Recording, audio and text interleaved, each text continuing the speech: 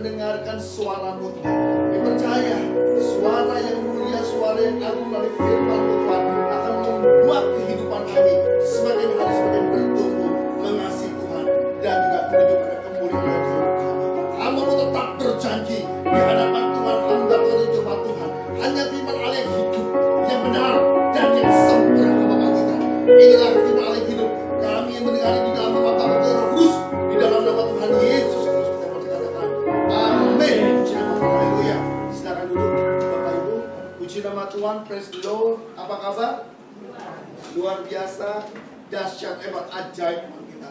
Pekan kemarin saya berbicara tentang the winner's mentality, mental seorang pemenang. Kekalahan orang Kristen di dalam usaha apa yang mereka usahakan atau pekerjaan yang mereka kerjakan itu bukan skill atau mungkin kemampuan, tetapi saya percaya bahwa kekalahan demi kekalahan itu berasal dari mental. Maka itu di dalam mental seorang pemenang atau the winner mentality penting dalam kehidupan kita untuk mereformasi mental kita menjadi mental seorang pemenang. Siapa pemenang? Pemenang bukan berarti tidak pernah kalah. Pemenang adalah orang-orang yang sudah melewati banyak kegagalan, banyak kekalahan, tetapi dia terus bangkit untuk menjadi sesuatu yang baik di hadapan Tuhan.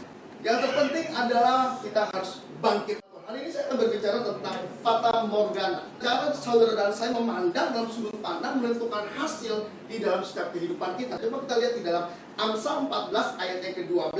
Jika kita melintas di jalan tol, kita akan melihat banyak fata morgana. Dan saya juga percaya bahwa di dalam kehidupan kita, dalam pelayanan, dalam bisnis, banyak juga fata morgana. Hari ini kita mau belajar tentang fata morgana.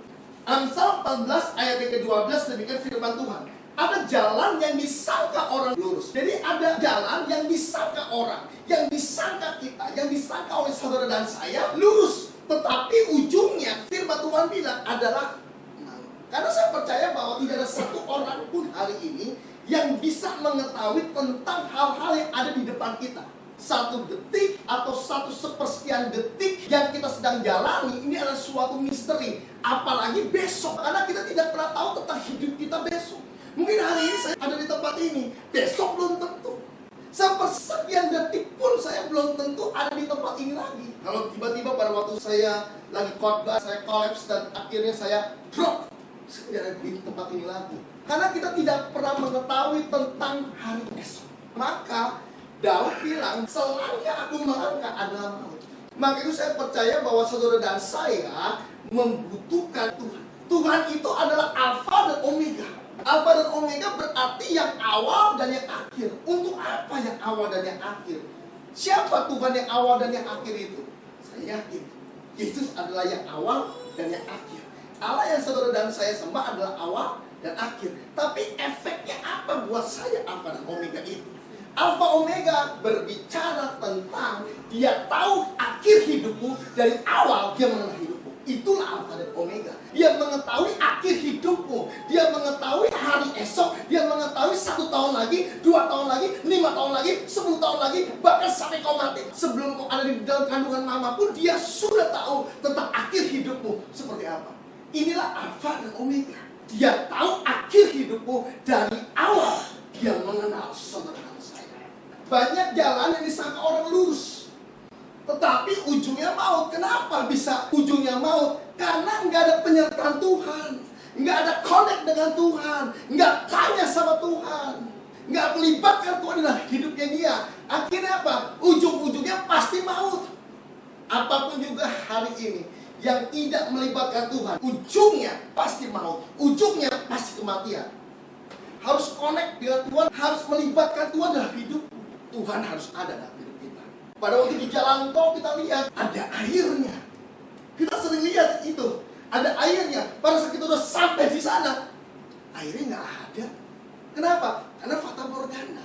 Apa yang kita lihat, kenyataannya berbeda. Amsal 3 ayat yang ke-5 demikian firman Tuhan. Percayalah kepada Tuhan dengan segenap hatimu dan jangan bersandar kepada pengertianmu sendiri. Banyak orang yang percaya sama Tuhan tapi masih bersandar kepada pengertian kita. Maka itu terjadilah yang namanya adalah fakta morgana. Ayat yang ke-6. Akui dia dalam segala lakumu. Maksudnya adalah bahwa dia, ikut sertakan dia dalam segala tingkah lakumu. Firman Tuhan bilang, maka ia akan meluruskan jalanmu. Dia yang akan meluruskan jalanmu. Berarti apa? Jalan yang kita sangka lurus, ketika kita melibatkan Tuhan, benar-benar bahwa jalan itu adalah lurus dan ujungnya tidak maut, tapi ujungnya adalah damai sejahtera dalam hidup kita. Kenapa? Karena kita melibatkan Tuhan. Orang-orang yang tidak melibatkan Tuhan, hasilnya nol. Siapa sih Pak? Yunus. Coba kita lihat Yunus 1 ayat yang pertama. Datanglah firman Tuhan kepada siapa? Yunus bin Amitai. Demikian. Jadi gini, datang firman. Firman Tuhan ini langsung hadir dalam hidupnya Yunus. Ayat yang kedua. Bangunlah, pergilah ke Niniwe, kota yang besar itu. Berserulah terhadap mereka, karena kejahatan telah sampai kepadaku. Pada waktu Yunus dibangunkan sama Tuhan, Yunus dengar kamu harus pergi ke Niniwe. Kenapa? Karena di Niniwe banyak kejahatan yang luar biasa. Ayat yang ketiga. Tetapi Yunus bersiap untuk apa? Melarikan diri. Dia dengar firman. Dia datang ke gereja, didoain sama hamba Tuhan. Sama pendeta dia didoain. Yunus, kamu harus pergi ke Niniwe. Niniwe, Yunus, Niniwe ya. Yunus, Niniwe ya. Ketemu lagi, Niniwe ya. Tetapi Yunus bersiap melarikan diri ke Tarsis. Padahal firmannya sudah jelas. Firmannya diperdengarkan. Yunus, ini aku, Tuhan Allahmu yang menciptakan engkau. Akulah Alfa dan Omega, dan aku tahu akhir hidupmu. Dari awal aku mengenal engkau. Dia dengar suara Tuhan. Yunus bukan tidak connect dengan Tuhan, dia connect sama Tuhan. Ini kurangnya Yunus apa sih? Dia nabi. Nabi Yunus. Kurangnya Yunus cuma satu. Dia kurang taat sama firman. Kalau untuk dengar suara Tuhan, dia dengar suara Tuhan bukan visible, tapi audible. Audible itu adalah langsung telinga. Visible adalah sesuatu yang kita baca, yang kita lihat, itu visible. Nah, Yunus ini dengar suara Tuhan audible. Yunus ke Niniwe, tapi dia ke Tarsis. Keterlaluan gak sih? Tetapi Yunus bersiap. Dia bersiap loh. Bukan dia kagak siapin. Dia mempersiapkan semuanya untuk melarikan diri ke Tarsis. Jauh dari apa? Hadapan Tuhan. Tuhan dia geser semuanya dengan segala alasan yang ada.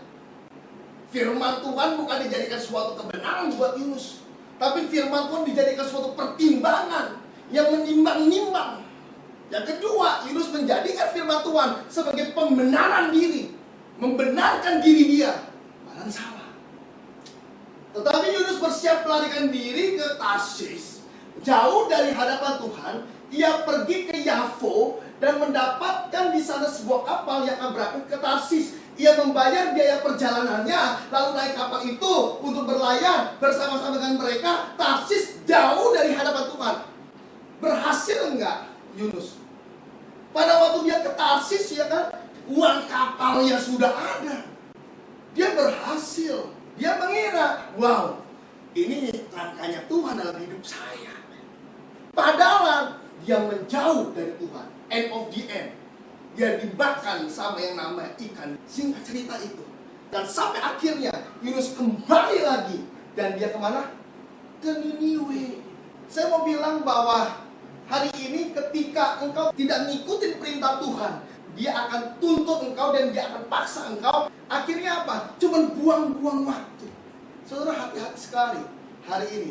Kalau kita nggak dengar suara Tuhan, kita nggak dengar firman, dan kita melenceng dari Tuhan, karena dosa adalah harmatia. Apa itu harmatia? Meleset dari targetnya Tuhan. Ketika kita meleset dari targetnya Tuhan, kita pasti akan turn back, putar arah lagi. Waktunya akan semakin lebih lama lagi. Bahasa Israel muter-muter saja 40 tahun. Kenapa dia muter-muter? Nggak dengar suara Tuhan. Tuhan mau ke kanan, dia mau ke kiri. Dan akhirnya apa? Dia muter terus, rirut terus semuanya. Saya pernah pakai GPS. Kita mau ke Citraland misalnya, tapi kita nggak mau lewat sesuai dengan GPS. GPS suruh kita ke kiri, kita ke kanan. Bisa, tapi apa? Rirut lagi. Akhirnya apa? Buang-buang waktu dan buang tenaga. Belum lagi nyasarnya. Jangan sampai hari ini kita membuang-buang waktu. Kenapa? Karena fata morgana. Bagaimana cara untuk keluar dari fata morgana? Fokusnya kepada Tuhan, bukan kepada jalannya. Banyak orang Kristen hari ini fokusnya kepada jalannya. Saudara dan saya harus fokus kepada Tuhan. Ketika engkau fokus kepada Tuhan, jalannya pun mau jalan buntu sekalipun juga, Tuhan buka jalan buat hidupmu. Amsal 3 ayat yang kelima. Percayalah kepada Tuhan dengan segenap hatimu, dan jangan bersandar kepada pengertianmu sendiri. Jangan bersandar pada jalanmu sendiri. Apa yang kau anggap baik, apa yang kau anggap benar, itu yang kau jalani. No, ikuti jalan Tuhan. Dengan kita connect dengan Tuhan. Ayat yang ke-6. Akui dia dalam segala lakumu. Libatkan dia dalam segala kehidupanmu, perjalananmu. Engkau mau dagang gado-gado pun, yang harga 10.000, libatkan Tuhan dalam hidup kita. Ada itu gado-gado yang ada di Prima Indah. Nenek-nenek yang udah tua, sebelum dia ngulek, dia doa dulu. Saya bilang, Bu, gado-gado ya, 2, pakai cabai yang 1, 2, yang 1, 3. Oh iya, dia doa. Saya bilang, ibu ngapain? Saya doa dulu. Kenapa harus doa, Bu? Gado-gado supaya enak. Banyak gitu, bikin gado-gado aja dia doa.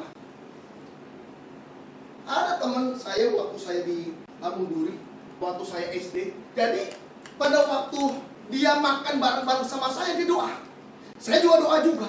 Nah, habis dari situ saya kasih dia ayam, dia doa juga. Jadi setiap kali saya kasih, dia doa. Kasih ayam lagi, doa lagi. Kasih ayam lagi, doa lagi. Dan akhirnya saya ngerjain dia, doa terus itu. Makanya enggak, sebutir nasi yang saya kasih dia doa. Satu hal yang saya mau bilang bahwa dia melibatkan Tuhan dalam segala perkara yang paling kecil sekalipun juga. Doa penting dalam hidup kita. Komunikasi dua arah dengan Tuhan, bukan hanya makan doang. Tapi apa? Segala kehidupan harus doa. Akui dia dalam segala lakumu, maka ia akan meluruskan jalanmu. Meluruskan jalan kita, berbicara bukan hanya meluruskan saja. Apa? Mendobrak pintu-pintu kemustahilan. Jalan-jalan buntu, dia dobrak. Kenapa? Karena kita mengakui dia. Kalau kita connect dengan dia, saya mau bilang, tidak ada jalan buntu yang tidak bisa didobrak sama Tuhan. Mau jalan buntu apapun juga tidak pernah ada. Kenapa? Karena Allahmu siap untuk mendobrak semua jalan-jalan yang buntu sekalipun jalan. Dia buat suatu jalan yang baru. Ayat yang ke-7. Janganlah engkau menganggap dirimu sendiri bijak. Nah ini dia. Banyak orang kita kesalahannya kenapa? Dia mengalami yang namanya fata morgana. Karena dia menganggap diri dia bijak. Dia menganggap bahwa diri dia adalah yang paling benar, paling baik, paling hebat. Padahal firman Tuhan bilang, engkau harus bersandar kepada Tuhan, percaya kepada Tuhan. Jangan percaya atas hidupmu. Kenapa? Karena kau tidak bisa menyelamatkan hidupmu. Yang bisa menyelamatkan hidupmu adalah Tuhan itu sendiri. Janganlah kau menganggap dirimu bijak, dirimu pandai, dirimu bisa menguasai semuanya. No, takut akan Tuhan dan jauhilah kejahatan. Takut akan Tuhan dan jauhi kejahatan. Berbicara tentang apa? Ketaatan di dalam Tuhan. Setiap jalan yang kita tempuh, saya mau bilang, semuanya tidak ada yang benar kecuali kau melibatkan Tuhan dalam hidup. Jalanmu yang tidak benar, Tuhan bikin menjadi jalan yang lurus, yang berkenan di hadapan Tuhan. Karena rancangan kita dengan rancangan Tuhan berbeda. Firman Tuhan bilang, jauh dari langit sampai bumi, berbeda sudut pandangnya antara kita dengan Tuhan. Satu hal yang baik, ini tentang yang namanya Daud. Orang mau bilang Daud ini adalah orang yang pelin-pelan. Tapi kalau menurut saya enggak. Daud bukan orang yang pelin-pelan. Setiap apapun juga perjalanan dalam hidup Daud, dia selalu melibatkan Tuhan. 2 Samuel 5 ayat 22. Ketika orang Filistin maju sekali lagi. Kalau ada sekali lagi berarti dulu sudah pernah. Dan memencar di lembah Refaim. Ayat ke-23. Apa yang Daud lakukan? Maka bertanyalah Daud kepada Tuhan.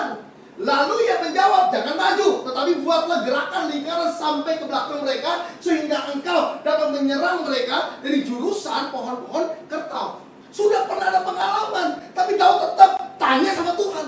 Tuhan, tolong berkati tokoh saya Tuhan. Tuhan berkati. Udahlah, kemarin kita udah doa, Tuhan berkati tokoh saya. Nggak perlu kita doa lagi. Tapi Daud beda. Maka bertanyalah Daud kembali. Coba kita lihat lagi, 2 Samuel 5 ayat yang ke-19. Demikian firman Tuhan, bertanyalah Daud kepada Tuhan. Daud nanya lagi sama Tuhan. Coba lihat lagi, 2 Samuel 2 ayat yang pertama. Demikian firman Tuhan, kemudian bertanyalah Daud kepada Tuhan, apakah aku harus pergi ke salah satu kota di Yehuda? Untuk pergi ke kota Yehuda aja, dia tanya sama Tuhan. Untuk pergi ke Citraland aja nih, ke Taman Anggrek aja, ke Central Park aja, dia tanya sama Tuhan dulu. Daud ini bukan dia sok-sokan gitu, enggak. Kenapa? Karena dia tahu selangkah dia melangkah dalam Daud. Coba kita lihat lagi, 1 Tawarin 14 ayat ke-14. Demikian firman Tuhan, maka bertanya lagi di stabilo, kata lagi. Berulang-ulang kali Daud nanya. Maka bertanya lagi Daud kepada Allah. Lalu Allah menjawab. Tapi Allah nggak bosan-bosan untuk memberikan suatu jawaban buat kita. Maka bertanya lagi. Dia nanya lagi. Dia dia berulang-ulang kali dia tanya sama Tuhan, sampai dia mendapatkan suatu jawaban yang pasti di hadapan Tuhan. Saudara itu bisa dengar suara Tuhan, tapi mau taat atau tidak untuk mendengar suara dia. Suara dia ada dua. Visible, sesuatu yang kita baca, yang kita renungkan, yang kita pikirkan bisa muncul dalam hidup kita. Itu adalah visible. Yang kedua audible. Nah, orang Kristen ini maunya audible, tapi nggak banyak orang yang bisa dengar suara Tuhan audible.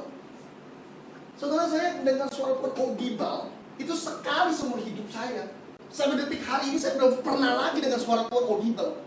Tapi dia sering speak up with me in my heart, dalam hati saya. Saya dengar suara Tuhan tuh cuma sekali doang dalam seumur hidup saya. Kapan, Pak? Pada waktu saya ancur-ancuran dengan narkotika. Saya dengar suara dia. Dia bilang, Andri, mengapa engkau menyalibkan aku untuk yang kedua kalinya? Audible. Saya bilang, hah?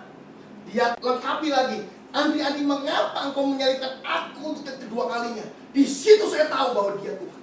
Saya bertobat. Habis itu tidak pernah sampai hari ini. Di hati bukannya sering-sering lagi. Ini dia lagi ngomong dalam hidup saya.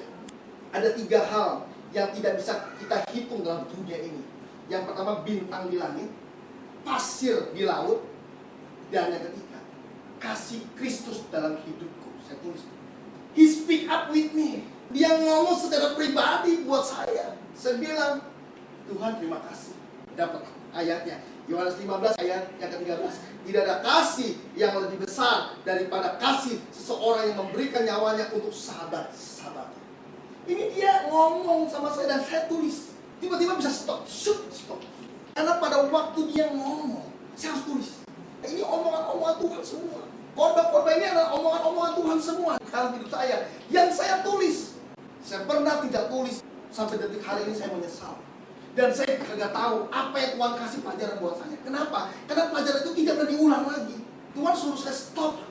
Tapi saya nggak stop. Saya kira pikiran saya mampu untuk saya bisa mencerna apa yang Tuhan cerita sama saya, apa yang Tuhan mau dalam hidup saya, apa yang Tuhan nyatakan dalam hidup saya. Ternyata saya lupa. Pada waktu lupa saya nyesel. Sampai hari ini saya nyesel.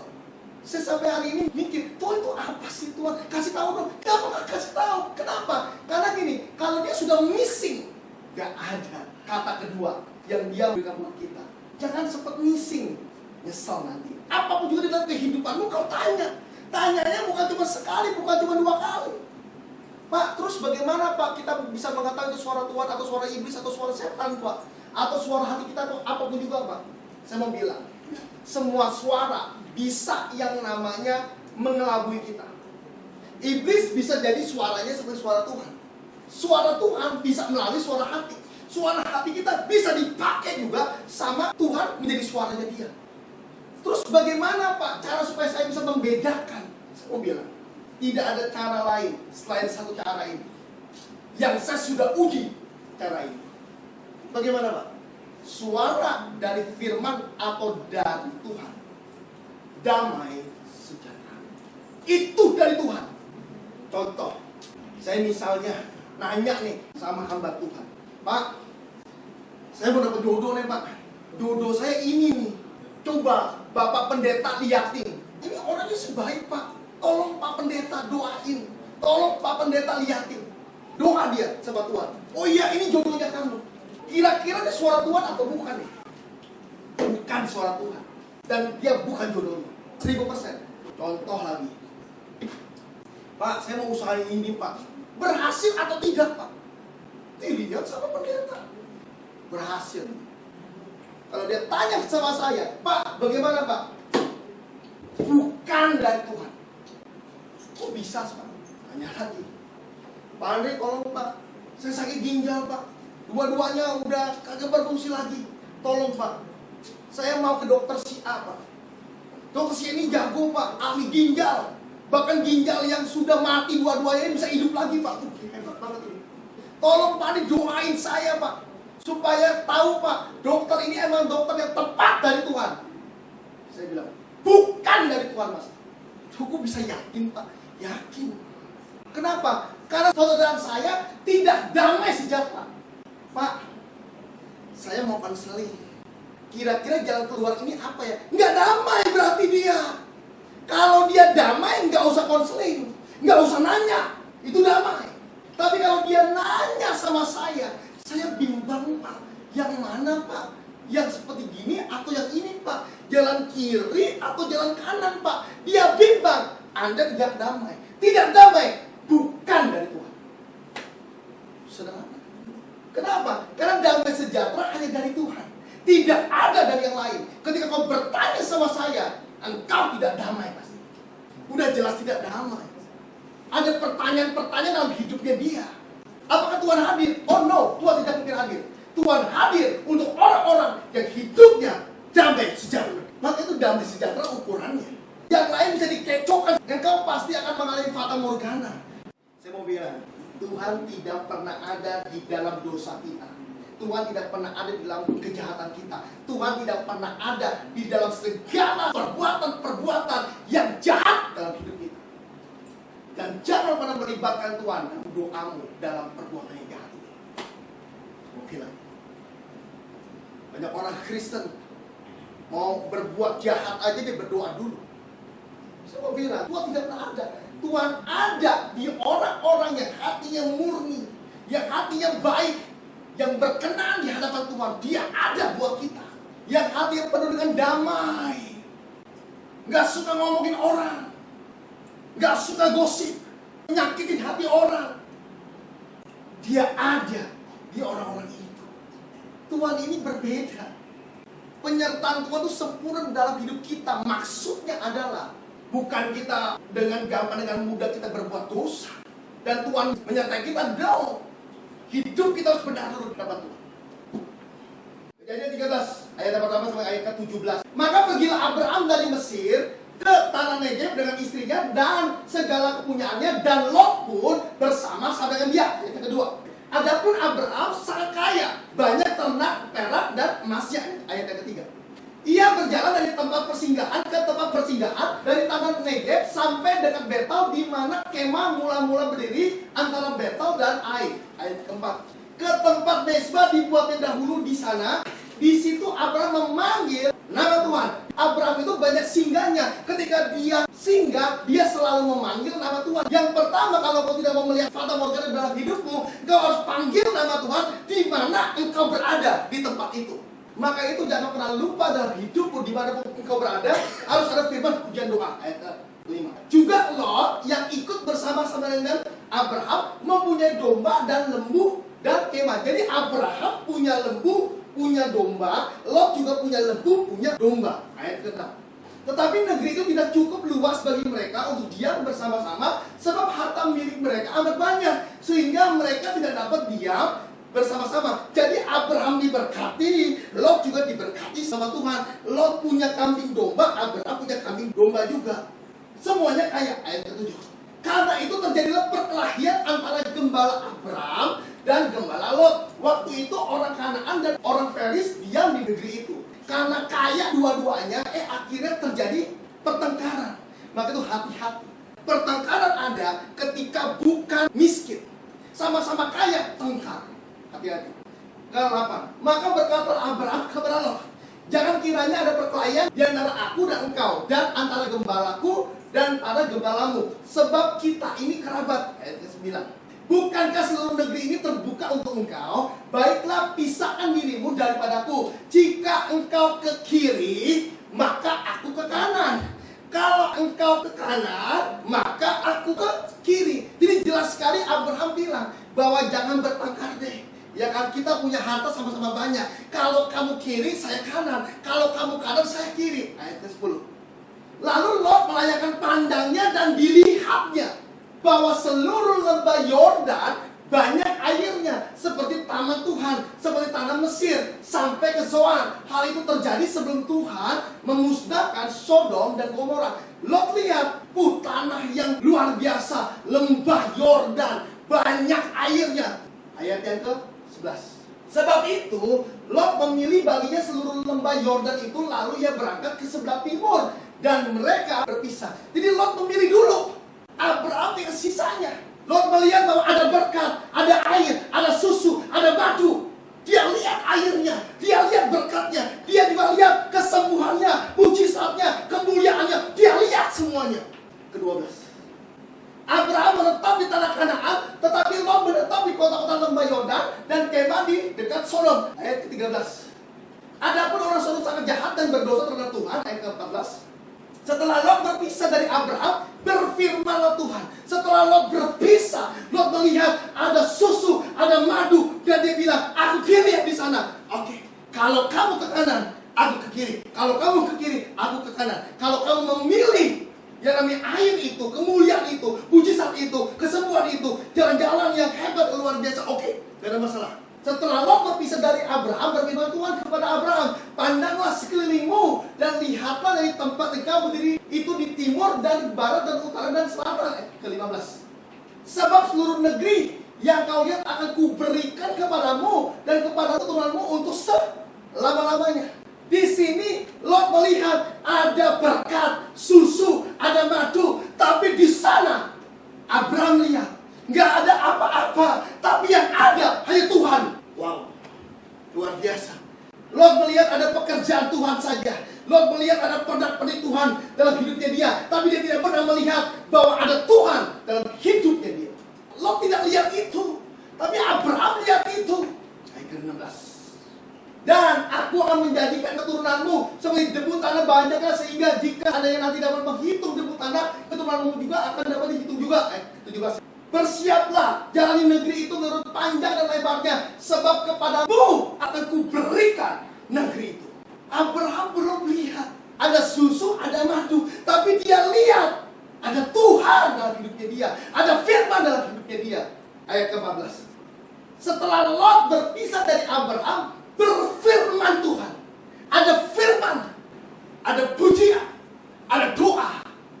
Gak ada berkat, tapi Abraham belum lihat berkat, tapi dia lihat ada Tuhan. Dia lihat firman, nggak ada lihat yang lain-lain. And of the end, Lot hancur. Kenapa? Karena Sodom dan Gomora selesai. Tapi Abraham, karena ada Tuhan, di situ ada pembangunan kerajaan Allah.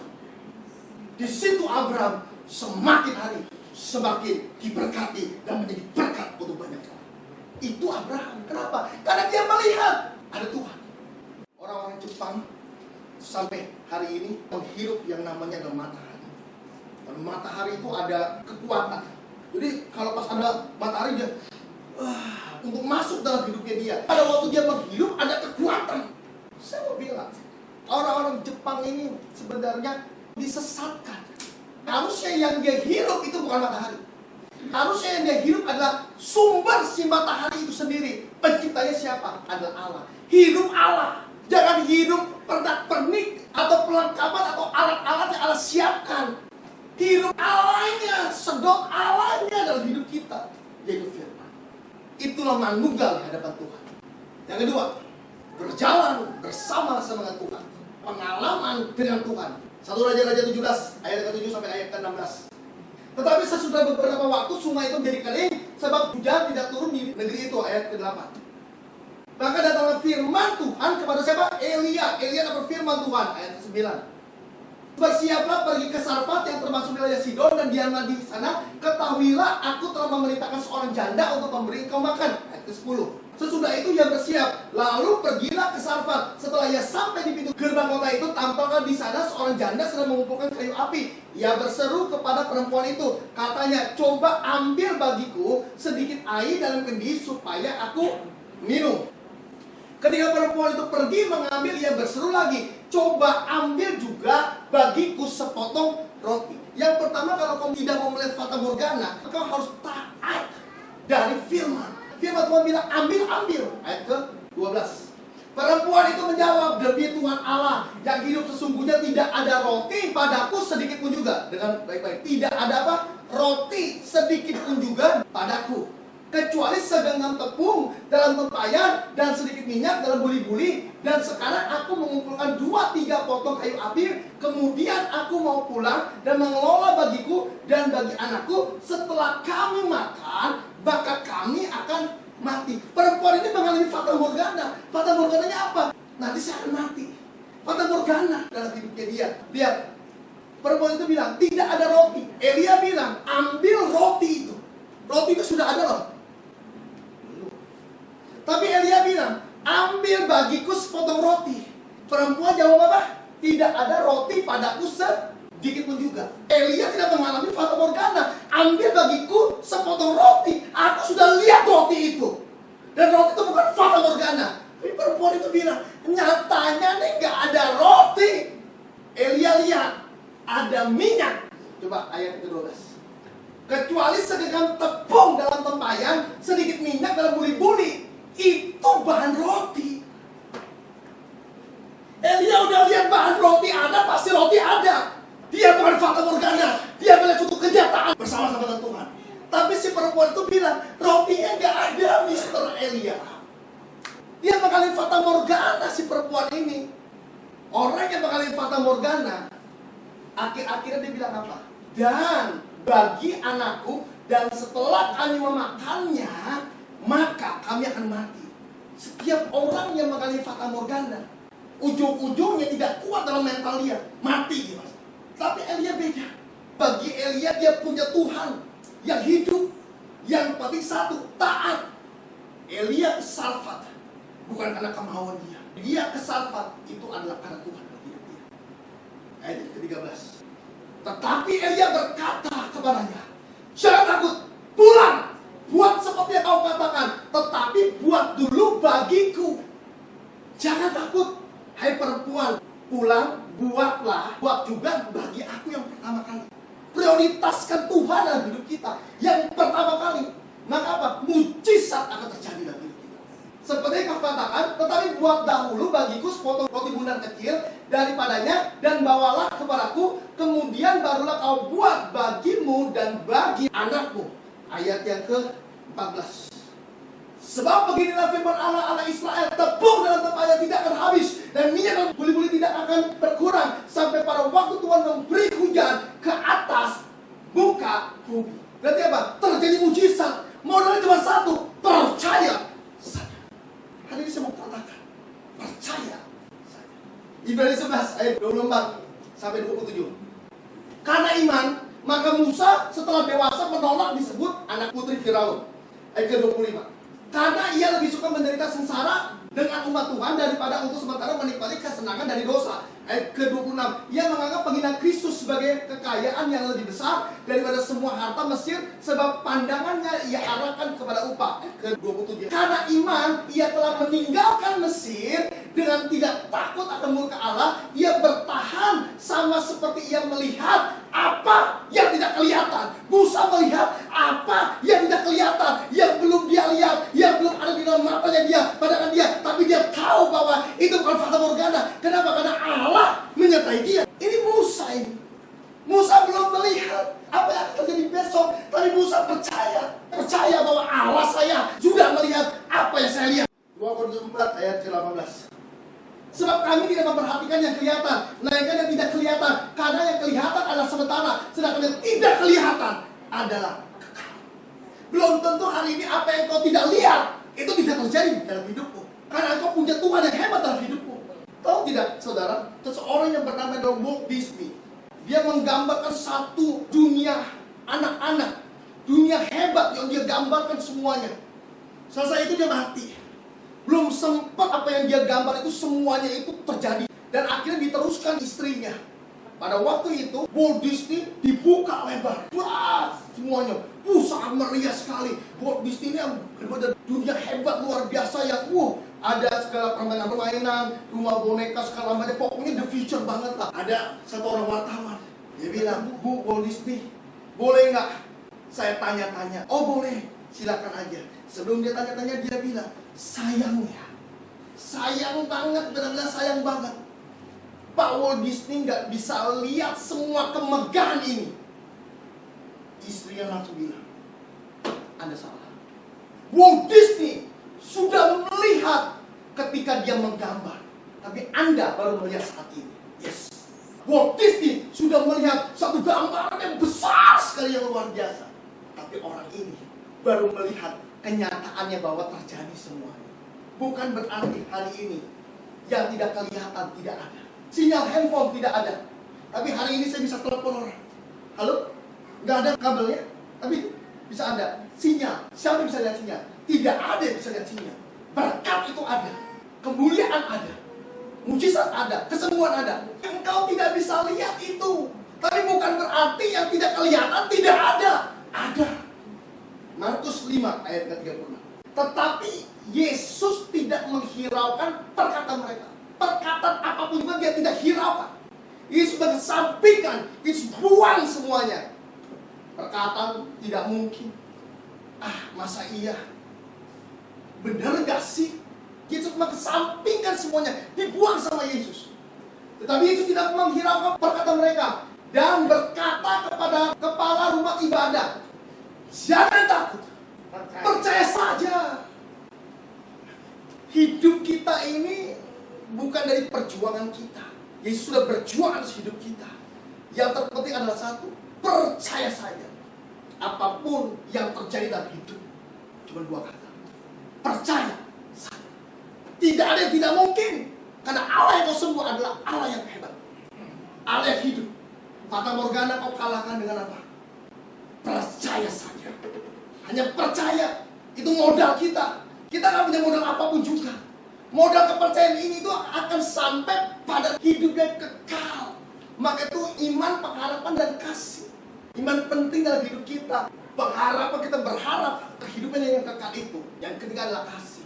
Pak, harus bagaimana? Percaya aja. Tuhan berkati Anda. Bukan berarti tidak kelihatan, tidak ada. Justru yang tidak kelihatan, Tuhan nyatakan untuk menjadi kemuliaan buat nama Dia. Bahwa aku bisa melakukan perkara yang hebat. Bahkan yang tidak terlihat pun, mujizat tidak ada pun, aku bisa mengadakan mujizat itu. Amin.